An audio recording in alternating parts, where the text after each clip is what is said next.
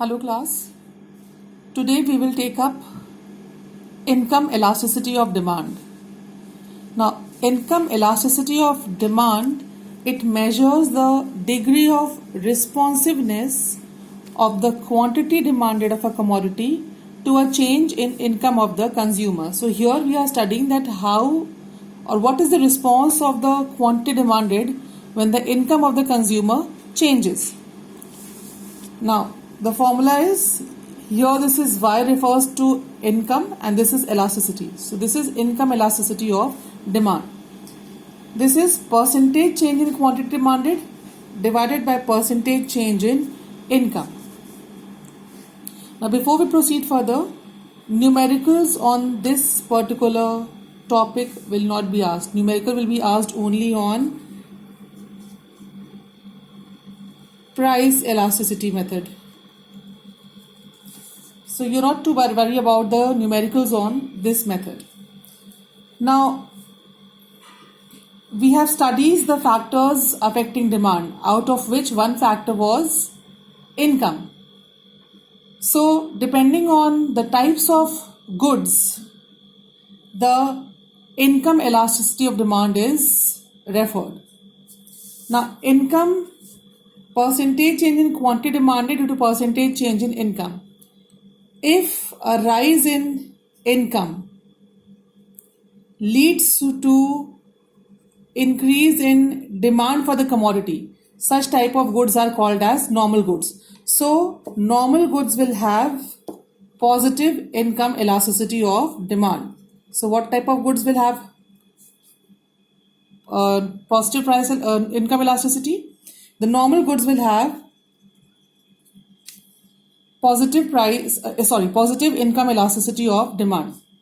Now here we may have three conditions. One condition may be that the change in demand is more than the change in income. So here elasticity will be greater than 1.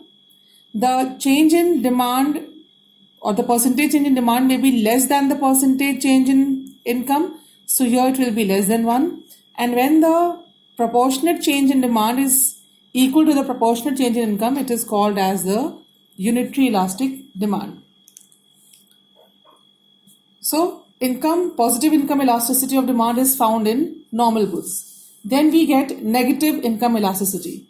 Now, we know that inferior goods shows negative income elasticity of demand because when the income increases, the demand for the inferior goods would decrease. So inferior goods show negative income elasticity of demand. And when the change in income has no effect on the quantity demanded, in case of inexpensive goods of necessities, after a certain level, the demand for these goods is constant. It does not change like salt. No matter what the income of the consumer becomes, the demand for salt will remain constant. So such type of goods will show zero income elasticity of demand. So the questions which are asked is that what type of goods will show positive income elasticity or what type of goods will show negative or zero income elasticity of demand. Alright, next we take up the cross elasticity of demand. Now, cross elasticity of demand refers to the change in quantity demanded of a commodity X. There are two commodities, X and Y. So here we are studying the change in quantity demanded of X due to change in price of the related good Y. We are studying the change, delta X, percentage change in quantity demanded due to the percentage change in price. But the price here is not of the same commodity. Here we are referring to the change in price of commodity Y. And this commodity Y may be related goods. It may be a substitute good or it may be a complementary good. So cross elasticity of demand is the responsiveness in the quantity demanded of a commodity X due to a percentage change in the price of its related goods Y. Now, your Cross elasticity of demand again can be of three types. It may be positive, negative, or zero. Now, when is it positive? When with the rise in price of Y, the demand for X increases. That means here the price is also rising and the demand for X is also rising. So this happens in case of substitute goods like if the price of coffee is rising, the demand for tea is rising. So positive cross elasticity of demand is found in substitute goods. Negative elasticity is shown by complementary goods. Now, complementary goods, we all know that if the price of petrol rises, the demand for car would go down. Price of petrol is rising, so demand for car is falling.